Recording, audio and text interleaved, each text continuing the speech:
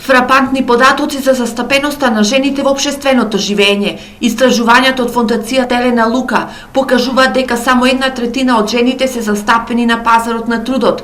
Во донесувањето одлуки во политиката и на ниво на државата и на ниво на општина, жените остануваат со застапеност од 30%, а истиот процент е и за жените предприемачи, кои најчесто водат микробизнеси.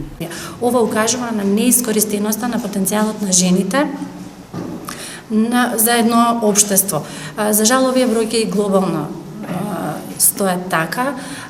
Исто така, според официјалното податоци, пак учеството на жените во повисоките форми на образование, додипломски, постдипломски, значи тука се забележува рамноправно, дури и зголемено учество на девојчињата. Фондацијата Елена Лука од денеска во Пехчево започна со едукација на младите во рамките на обуката Родот и родовата рамноправност, а целта е учениците да се запознаат со основните концепти на родот и развојот. Првите обуки се род и родова рамноправност, како што споменав, во средните училишта ширум државата, 8 општини се опфатени, како и општина Пехчево.